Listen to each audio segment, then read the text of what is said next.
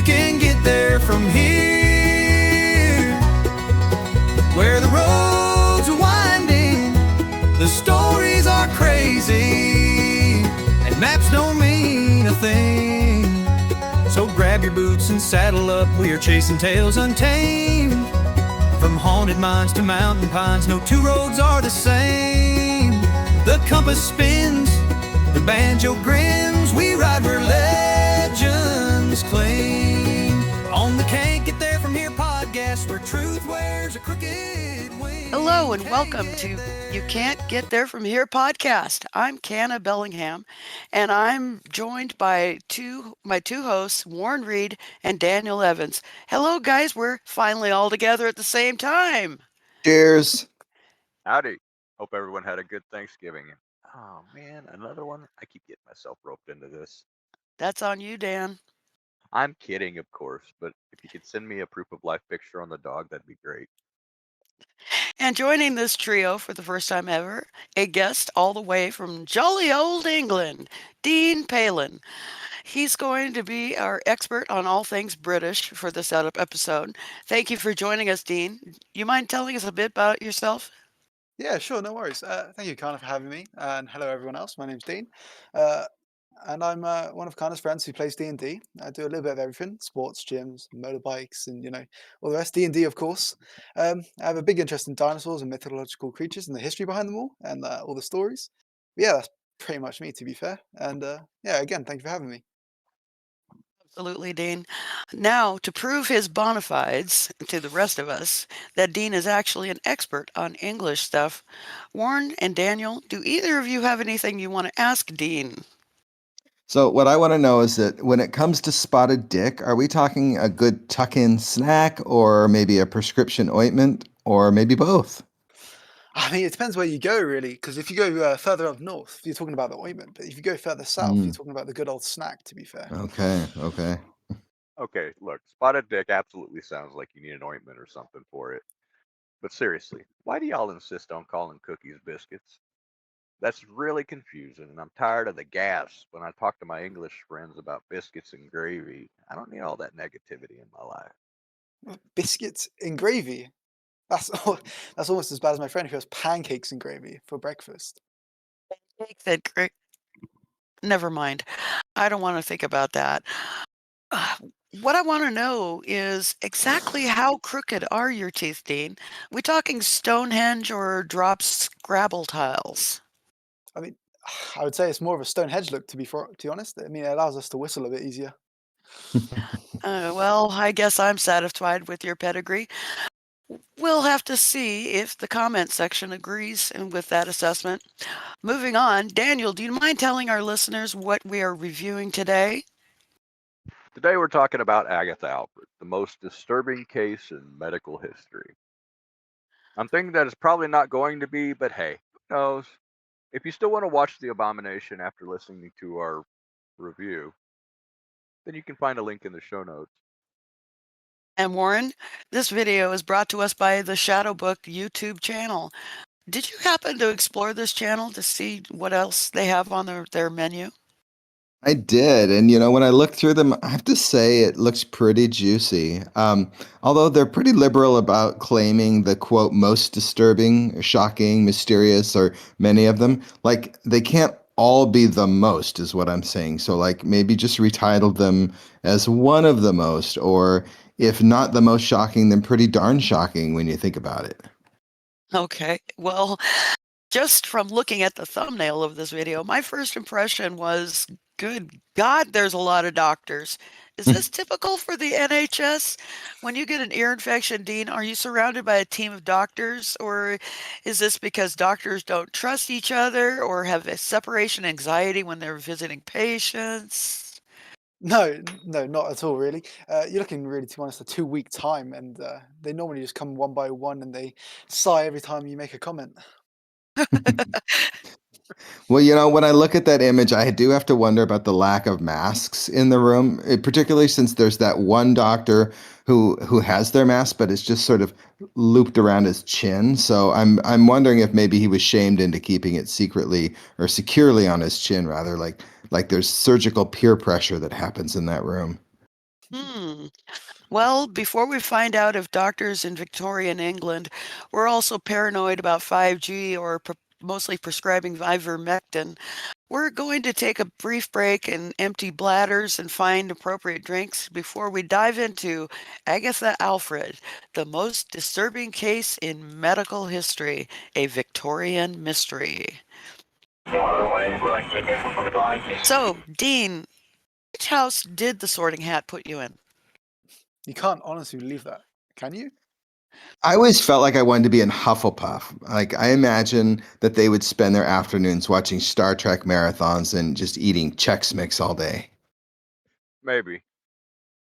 You know what? When I took the quiz, it keeps putting me in Gryffindor. I know I'm 100% a Ravenclaw because I don't have the main character energy for Gryffindor. None of that was real, guys. There's no Hogwarts and magic doesn't exist. Oh, I see. You're required to not involve us muggles. You know, guys, on a different subject, Charles, my husband, edits these videos, and he's still having trouble with his computer. Still. Yeah. Ever since he did the edit on that video with the creepy kid image, he says editing these videos has become nearly impossible. Wait. You mean the video with the weird kid that's not mentioned anywhere else in the video? That's the one. Wait, what weird kid?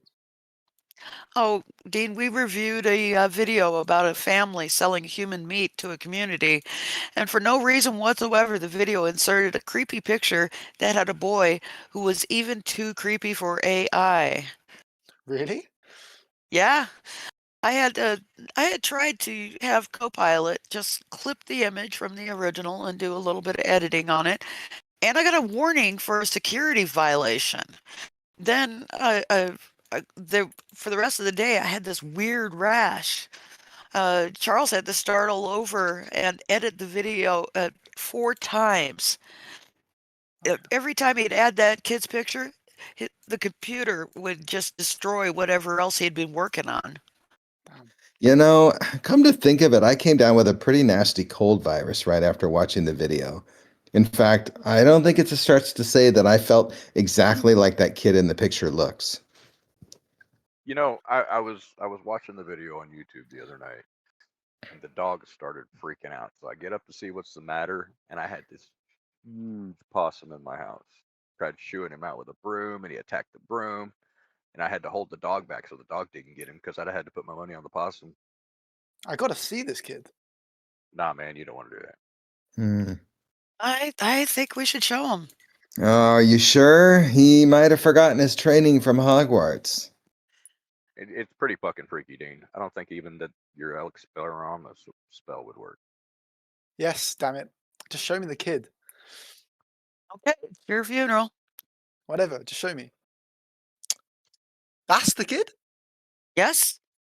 He looks fine to me. What? Yeah, he looks a bit like my older brother. In fact, where did you get this picture? From the video. It's AI imaging. You don't think he looks creepy. No, not at all. Not even a little bit creepy. No. Alright, hang a minute. Someone's at the door. Well, anyway, all of us thought this kid looked like a science experiment gone wrong. What the hell is that? That's weird. No one was there. Huh. You guys are being weird. He looks fine. Hey, my teacup. It just flew off my desk and smashed on the floor. There's tea everywhere, for fuck's sake. Really? What kind of tea? Never mind that. It was just sitting there next to me, and suddenly it flew straight up. Now my lights are flickering. What is going on? Was the tea chamomile? I think it was probably Darjeeling. Oh. My chair just rose up in the air. What's happening? Maybe it was a Som tea? Guys, don't you understand? There's a lot of weird things happening right now. Yeah, like you refusing to tell us what kind of tea is splashed all over your floor. Guys. All right. And we're back. And the first thing the narrator tells us is this is the true clinical record of Agatha Alfred. And so I Googled this statement and found this video and a Facebook post. I thought I'd struck gold when I dug further and found a Wikipedia reference, but that was Alfred Agnes from British Columbia. So I'm not satisfied that this story is true, in spite of the claim by this AI author. It was Agatha all along. While I think it's completely fabrication. There are reports in the New York Times and Scientific American about snakes being removed from people's abdomen during the Victorian period. Unfortunately, it's behind a paywall, and you know what? I'm too broke for that. Right there with you, Dan. After telling me that this was a true story, I was then invited to step into the shadows where the line between medicine and madness disappears. Guys, is there only a line that separates medicine from madness? Because I've never had a medical practitioner suggest I staple my shoes on in order to avoid having to tie them. I'd hope that there was more than just a line between the two, like a decent chasm with medicine on one side and madness on the other, separated by things like confusion, suspicion, and maybe ambiguity. But one should not be just one clumsy step from popping a Tylenol and then descending into psychopathology. Listen, I've worked in the medical field, and have you met those people? The nurses are insane. I worked in long-term dementia care, and at the drop of a hat, sweet Grandma Betty would then turn into Miss Elizabeth and try and get her hands on your spotted dick. So while I agree that there is really only I agree that there is really only a thin line between medical and madness. Also assault. No. Mhm. Next, we're told this story takes place, quote, Bolio Village lay in its usual silence, the kind of silence that rural Hampshire, a silence not of peace, but of long habit. Now, this is the description that bothered me. It tells me that even the people of rural Hampshire are bored with peace. Does anyone else get that impression? It's more of a long habit to be silent, is what they're saying. So, like, Mommy, why do we have to be so quiet all the time? Shut up, you. It's just how it's always been, and it's too late to change now. Shut up, or I'm gonna give you something to cry about. Right? So one thing I did notice was that in the notes for the video, there's actually a proper spelling for the village, which was Beaulieu. Beaulieu, Yeah, that's right. Bellew? and That's how you spell yeah, it. Yeah. it's Beaulieu, and I was able to locate the village, and I will have to give props that it's actually a existing place. And so of the Mm, videos that we've roasted so far, this is actually one of the better ones. mm, Indeed. The next thing the narrator tells us, it was midsummer and the air hung heavy inside Alfred Cottage. The Alfred Cottage, pressing the curtains against the walls. Um, is this common in England, Dean? Has the air ever pinned you to the bed where you were unable to move? And is this the reason you are often late to D&D? Uh, it's actually known because I fall asleep, but no, it's no. The hair is quite heavy here when it gets into the summertime, but that's because our house are full of insulation. So that Ah, it also could be when I get the man flu, I just stay down. yeah, insulation. We need to yeah. try that here someday. Still, Uh, that's some thick, aggressive air. Man, that sounds like Illinois in midsummer. The air's so thick you have to cut it with a knife just to get out the house and get to the truck so you can go to work, and then you have to have a battering ram on the front of the truck to get there. I've never been to England, so tell me, are the summers there as hot as they are in the States? No, not at all. Most of the weather in the UK is just God spinning a roulette table and just seeing what it lands on, and then just throwing it at us. It's mayhem, really. But nah, the summers are not here in America. Are houses like that in America at all with insulation? They can be, that's for sure. Depends. Yeah, it depends on your income bracket, actually, Dean. If you're rich, you can have a different microclimate in each room. If you're poor, houses are designed specifically to make sure the residents are at maximum misery year round. Now, the narrator tells us that in the middle of the night, Agatha stupidly wakes up because she's thirsty. Stupid Dumb bitch. bitch, right? And she foolishly reaches for a clay jar pitcher of water she'd earlier drawn from the well. We all know that the water in England is about as safe to drink as the water in the River Ganges. The narrator says the surface of the water gave a faint sound, not the lap of stillness. What? But a motion, almost imperceptible. She took no notice. Her thirst was greater than her caution. Raising the rim to her lips, she drank. What a complete idiot. Dean, you would agree that your water is not much better than the runoff from a slaughterhouse, right? One would think that a country that's nearly 2,000 years old would have learned by now. I guess it's all that cousin marrying the royals do that made it this way. Yeah, You no, we've know, all got I'm web feet. trying. Right. I'm trying to picture the task, though, of drinking from a pitcher in the black of night while lying in bed. So, like, I know that when I drink from a really small glass on my nightstand in the middle of the night, it's like a bit of gymnastics to try to make sure that I don't pour the whole thing down my chest. And she's drinking from an entire pitcher. I mean, damn, girl, that is good. Right? Well, what, Like what were you going I to have. say, Dean? What do you? I was just saying that we all got web feet in the UK. It's so typical. Where I live, we are the Alabama of the UK. Oh no. You know, I, that's funny. I have to keep a sipper bottle by the bed so I don't end up wearing my drink either. Because if you get dry mouth in the night, you know. But I don't keep water in it. You know what W.C. Fields said about water? He said, "I Mm. don't drink water because fish fuck in it." I mean, yeah, I agree with you guys. I know when I wake up in the middle of the night, I feel like I've been in the Sahara Desert. I just can't. I just need a drink, and I just guzzle down all the water I can. But it doesn't really matter because all water tastes the same here. So it doesn't matter if Ah. it's rainwater or pond water. sewer water. Yeah. When I listen to these videos, I run the video transcript next to the video in order to make sure that I'm hearing correctly. And at 3:48, I learned that Agatha's husband's name is Alfred Alfred.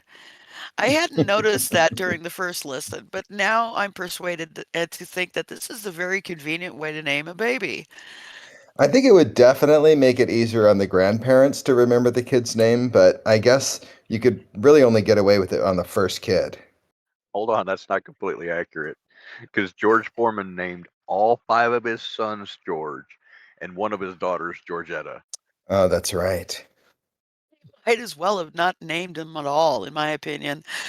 But weeks after drinking the contaminated water, Agatha began to feel movement in her lower abdomen. The she's been blessed with a little newcomer and believed it to be indigestion. Here, the narrator tells us in Bolio Village, medicine was an improvised practice, a blend of household remedies and superstition. Sounds like the American healthcare system to me, actually. Well, it's that fine line adjacent to madness. Yes, yes. After a few more weeks, Agatha consulted a midwife and she was told that she was pregnant. Alfred, supportive husband that he was, noticed his wife pressing her hand against her belly while she ate vociferously. Helpfully, he said, "You worry too much about what's natural," he told her. "The doctor would charge you a week's wages to say the same thing. You've taken in too much bread and too little air." Too much bread and too little air. I've heard that said at the Olive Garden by the server and say the same thing to the patrons who abuse that bottomless breadsticks option.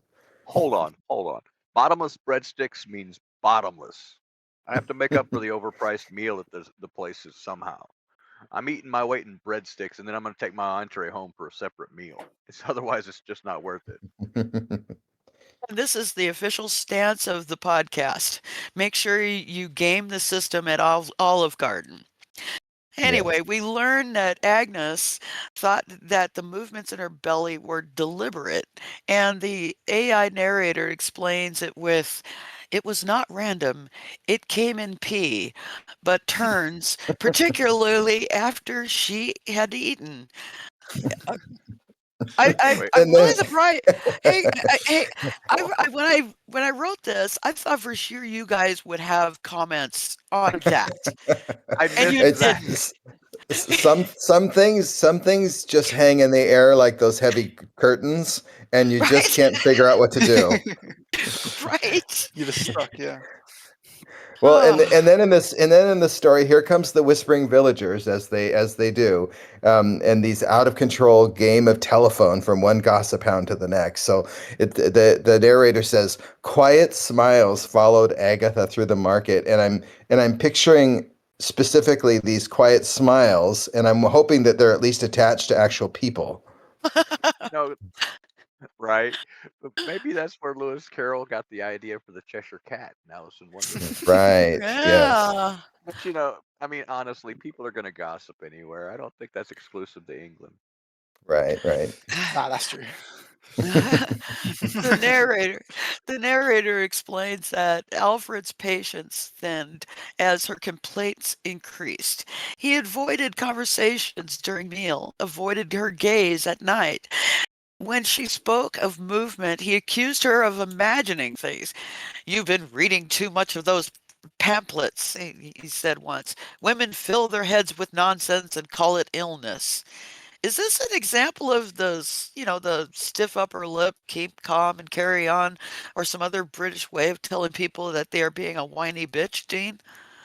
I, I mean, yeah, kind of a little bit. I think he's just trying to say, yeah, I think you're overthinking everything. Like, you're thinking of nonsense inside your belly.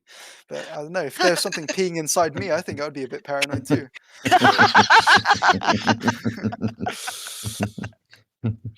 Somehow a doctor heard about this. A physician arrived from Lymington in the late afternoon, a cautious man named Dr. Edwin Grisham. He carried his practice in a black leather case and his skepticism in equal measure. Word had reached him that the woman in Bolio Village was experiencing, and guys, I am saying Bolio Village because that was what the narrator kept saying. He Right. changes later on. Anyway, he had heard about a woman in Bolio Village was experiencing fetal movement inconsistent with her term. He came less out of concern and more out of curiosity. What a guy. For he lately read of new continental experiments in acoustic diagnosis, a method by which sound could be used to observe motion within the human body. Wow, what a Oh, concept that had been It's a known for several sonogram. thousand years. Okay, here I did another Google dive and discovered that the AI author misspelled Lymington and that there was no village of Bolio in England. Google suggested various names that started with B, and none of them were close to what the AI suggested. I'm guessing that the AI meant Beaulieu, so that is what I'm going to go with for reference. Also, what is a continental experiment? I asked Google this, and Google just threw its hands up and gave up.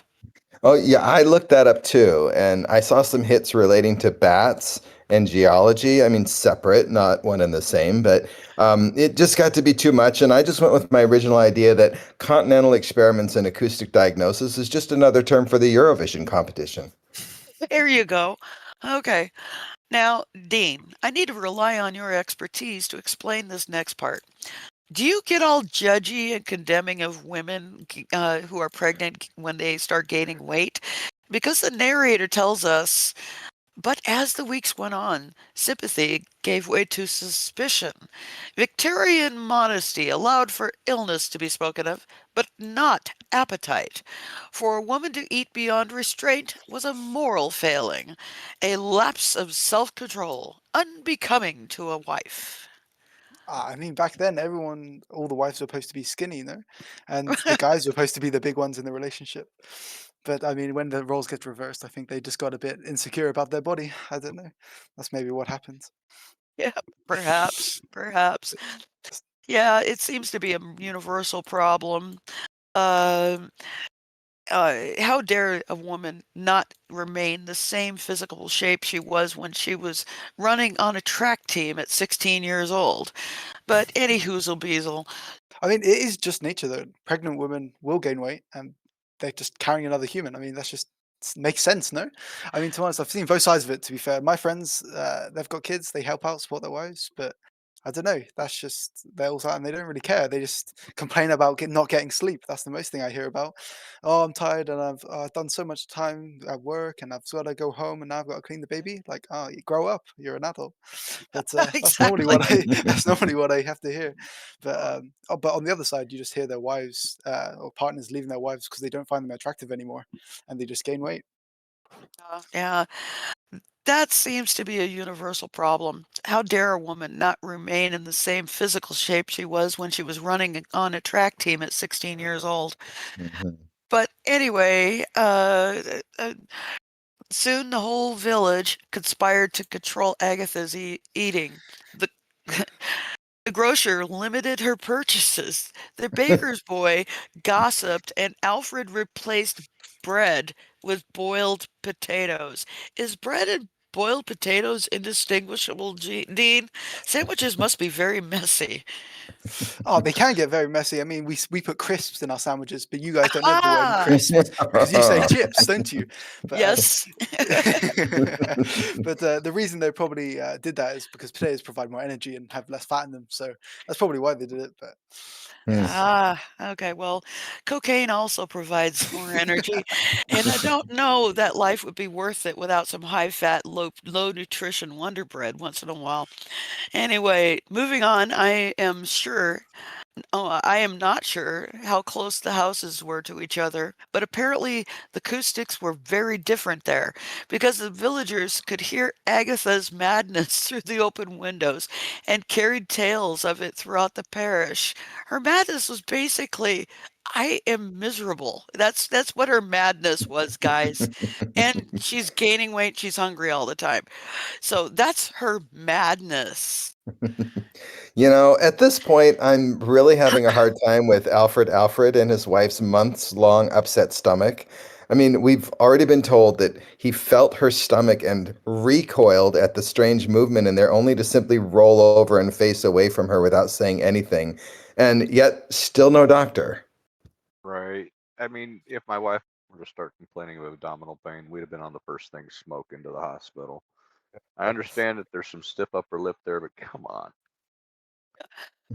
When early winter arrived, the narrator tells us by the first frost, Agatha's body had altered in ways that the mirror no longer disguised. Okay, now do mirrors disguise stuff? Is this why when I look in the mirror, I see that hag from the movie Labyrinth with all the crap on her back instead of Julia Roberts? Is that what's Yeah. going on? I want one of those disguising mirrors. Yeah, me too. My mirror doesn't lie to me. I have to take my anxiety medicine before I wash my face in the morning. We hear more details about the changes in Agatha's body and the pain she's enduring while her husband stares at her like he's expecting her to slowly turn inside out. Well, again, this duration of the let's wait and see what happens plan is beyond ridiculous. I know when my husband gets sick, by day 2 of his whining, I'm ready to dump him at the emergency room entrance and tear out of there. But then I'm a caring spouse that way. So, and then there's the comment about, quote, her corset's no longer fastened. I'm thinking, so we're to understand that in all this time she was continuing to lace a corset over that thing each day? Warren, I have no idea what you mean about wanting to dump your husband at the ER. None whatsoever. I say that with my husband sitting less than 3 feet away from me. Mm-hmm. Right. Just roll by and out you go. And then to be honest, we've spent too much time at the ER the last few years, and to be honest, it hadn't been much fun. At this point, she starts vomiting, and at first it was just normal puking, but then she barfs up a scale, no bigger than her thumbnail, the narrator tells us. The way the narrator states this, a listener would be expected to see this as no big deal. I beg to differ. There are many things that if I were to suddenly throw them up, simply telling myself, well, it's no bigger than thumbnail, would not ease my mind in the least. A scale would merely be one example. Yeah, if I puke up a scale on I'm going to the emergency room. I've Yeah, been hospitalized for less twice. yeah. The doctor returns and writes down a bunch of doctor speak in his journal. And after describing horrific positioning of Agatha's internal organs, he thinks, we hear his thoughts, yet in all other respects, she remained alive, lucid, and disturbingly calm. Of course she's calm. She's a Victorian era woman of low station. I'm surprised the doctor even made a house call. Well, Alfred avoided looking at his wife or sharing her bed or sitting down with her at the dinner table. Agatha was eventually confined to a room in the attic after she began bleeding from the veins across her distended stomach. Ew. The whole village avoided the Alfred house, and mothers told their daughters to stay away. Still, Agatha spoke as if this were all completely normal. When she spoke, it was about small things, the sound of the wind, the missing clock on the mantle. That's what it said in the video. She was talking about the sound of the missing clock on the mantle. I think it was supposed to be ticking, Oh, but okay. Ticking clock, yeah. missing clock on the mantle.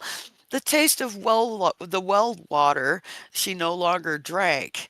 A little late for that last part, I think. I think so Yeah, a too. Well, little. and I was looking at the last thing where the mothers told their daughters to stay away, and I'm thinking, well, what did they tell their sons to do? Yeah, And so, yeah. right? But yeah, that missing clock thing feels pretty random. Like, are we coming back to that at some point? I mean, No. honestly, at this rate, I'm more interested in what happened to the clock than what's going on with Agatha because it's been going Right. on for months. In fact, I'm feeling like I need to draw up some sort of a timeline to see just how long all these people are just standing around watching her balloon like Violet Beauregard growing into a giant blueberry. Right. On the 14th of February, Agatha went from writhing in agony as her belly contorted and showed detailed shapes of a head and jaws to arrive at a gate in Winchester wrapped in blankets. The abrupt spatial shift in the story was more disturbing than whatever Because foul they lost the demon. clock. Y- y- I'm sorry, what? It's because they lost the clock. Oh, yeah. There we go. Yeah, they lost the clock and suddenly time had no more meaning. So anyway, I was more disturbed by the spatial shift than whatever foul demon was doing backflips in Agatha's belly. The listener is left to fill in the necessary information that the gate was in front of a hospital or other medical establishment because the narrator just gives up at this point, I think. Right? Plus, the last reference to a specific time was a mention of early December when her belly was translucent and bleeding and freaking the doctor and all the midwives out. So we're now 2 months later. Yeah. Yeah, I'm good. If there'd been any shape pressing up against the side of her belly that wasn't like a baby's foot or the crown of the baby's head, we'd already been gone. Nope. Yeah. We're go- and if the doctor wouldn't say, I'd have cut that motherfucker out myself.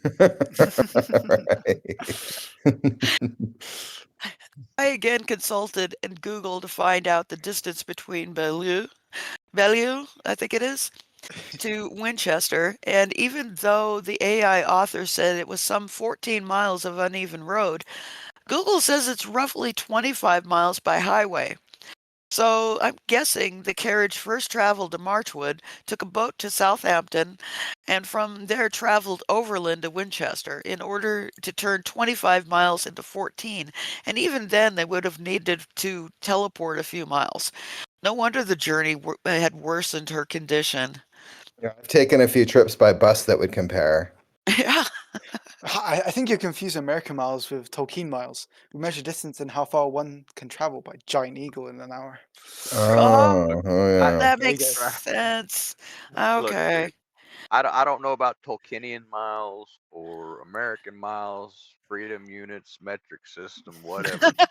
I had to take a 24-hour bus trip from Oklahoma City to my wife's hometown, and I will never do that again. Oh, Oh, yuck. yuck. Alfred, prince that he was, only accompanied her to the gate. A nurse said he looked drained of expression, so I imagine he made his way to the closest pub to fill up again. You know, if he did go to the pub, I would say that it was the first smart thing that Alfred has done this whole time. I mean, that's what we all Nah, do, to be honest. well, I mean, yeah, but nah, Alfred's a hoe. Alfred's Done it a like, couple of times and gone to work with his, or gone into the hospital with his wife. Right. Yeah. Here we get a detailed description of the surgery. All through it, I was wondering how Agatha was holding up with a group of surgeons carving into her belly, but then the narrator mentions ether. Now, hold on a second. Earlier, the narrator talks about the gas lighting and the fire burning on the hearth in the corner. Ether, from what I've heard, is extremely volatile. And after looking it up, I have confirmed that ether used in an enclosed space would have easily caused that surgery to turn into a barbecue. You know, there's a story that exists in my family tree in which my great grandfather was gored by a bull and left to die under a nearby shed. And Oh, he was actually miraculously saved and brought to the hospital where they performed surgery on him. However, it was the mismanagement of the ether they gave him was what actually killed him. So I would say ether way, not so good. Ha oh ha my ha. God. Oh, That's a horrible story, but a great pun nonetheless. Thank you. hmm We get good news at minute 30 and 1 second. In the video, the serpent was successfully removed thank alive, God. but Yeah. severely weakened. The doctors discussed what to name the newborn. One of the doctors suggested Coluba radiatus, Asian rat snake for short. Has a nice ring. Mm-hmm. However, when doing the on the spot classification, apparently Latin was not the first language of the doctors, because according to Google, the term Columba radiatus is not a currently accepted scientific term for any species of bird, while Columba is a genus typical for pigeons and doves, Mm, e.g., the rock pigeon, mhm. Columba livia. The specific epithet radiatus is used in other biological contexts for cloud classification. So, Fascinating. yeah, so it's a You bird know, cloud. yeah, bird I club. I will I will give the AI creators some credit for laying out this surgery with some decent pacing and tension. At long last, we're finally going to get to this annoying, hungry thing and get it out of her. Although the fact that they wondered by chance if it could merely be a tumor at this point, still after the movement and the shape of the jaw pressing through the skin, they're still wondering if it's a tumor. It really makes me question their professional insight. Well, after a successful surgery and the storing of the snake in a glass jar for later study, Alfred visited his recuperating wife twice. Both times he refused to approach the bed where his wife lay silent, and he only spoke to the doctor. The nurse quipped that their marriage was already embalmed. Ha ha. Hmm. Very sensitive. I say give that nurse her own show. Be more interesting than this one. I'm still worrying about the clock. To be honest, that's been missing. Anyway, I'm surprised that the snake just turned out to be like a regular snake. I mean, if you look at the thumbnail of the video, it looks like she's having a litter, like a pack of snakes. We are like Yes, they must have hatched inside of her because the size of an anaconda, no small enough to be a drop in a specimen jar. right. Yeah. Oh, well, Agnes, after spending nearly a year in the hospital, is finally deemed well enough to go home. And at minute 37:28, we discover that Agnes and Alfred have an 11-year-old daughter. Okay, Mm. I was not expecting this. I had no I missed it or maybe, but I had no hint whatsoever that Mary existed. This feels like how sitcoms in the 70s would suddenly just randomly introduce a brand new recurring character because the show was lagging in viewership. And I had vaguely remembered the mention of a daughter. And actually, the narrator does say something about this daughter back at minute 240. And it says, she thought briefly of her daughter asleep in the next room. But that's about it. Apparently, the daughter stayed in that room, quiet as a mouse, for the next several years because there's no further mention of her up until now. Interesting. Well, Mary, we are told, stood in the window while watching. She was holding a doll with a missing arm. The Mm. narrator says she stared at her mother's face. Oh, not at her mother's face, sorry, but at the long dark seam that ran vertically beneath her bodice. And the mark of the that was the mark of the operation that had both given her back her mother and yet taken her mother from her. Now, modesty was invented by Queen of Victoria, uh, likely the most pregnant royal in British history. She was a randy one. That's to say the least. And women were practically swaddled in layers and layers of cloth from the crowns over their heads to their tiptoes. When Agatha traveling cross country with her chest exposed? Or did Mary originate from Krypton and therefore possessed X-ray vision? I too am intrigued by her ability to gaze at something hidden beneath the bodice. I'm sure there's many folks who wouldn't mind having that kind of power, speaking for a friend, of course. Oh, of course. I mean, I've heard that the nightgowns in the right light could be very sheer, but come on. Mm. Also, if Mary were from Krypton, then wouldn't she have been able to see what was ailing her mother in the first place? Right. Right. Good point. Next, we hear a detailed description of Agatha's obsessive cleaning, and the narrator sounds like he's scandalized by her vigilance. However, when describing the relationship between Alfred and Agnes, he says, quote, he no longer entered her room. Now, Dean, have you ever entered a room? I don't even know what that means, if I be honest. Like, I don't think I have. Like, on turd a room. What does that even mean? It would definitely explain the obsessive cleaning, though. Yeah. Jesus. That. All right. Well, while Alfred is onterding in the house, the story continues to describe Agatha's strange but understandable behavior. Mary watches and emulates her mother's quiet fastidiousness, and Alfred continues to maintain his distance from his wife.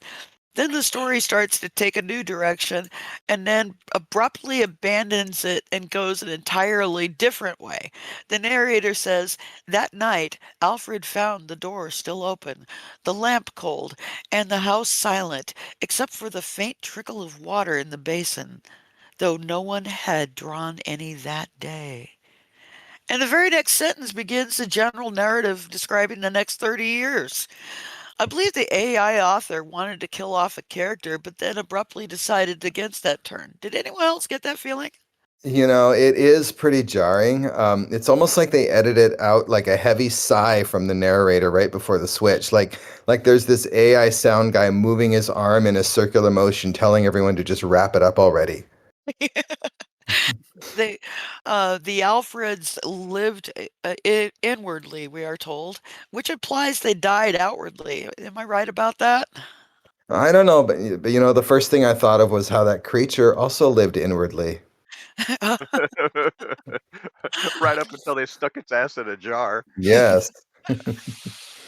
Well, the story ends with her story was buried in the ledgers and whispers forgotten by medicine, remembered by fear. The Mm. old Alfred house still stands, quiet, sunken, waiting. And then we are directed to like and subscribe. Now, My question is, how would the medical annals not feature this story like a monument to weird medical anomalies? Is this Hmm. because it was a Victorian era, and it was an era in which the supernatural and paranormal got widespread celebration? Britain had a human zoo during this time. A little case of a woman giving birth to a parasitic snake seems like something the Brits would have created a holiday over. Yeah, nah, to be honest, we probably would have. I mean, it's another reason to go to the pub and drink and celebrate. So we Yeah, would have definitely celebrated that. yeah. Well, that does it for Agatha Alfred, the most disturbing case in medical history, Victorian mystery.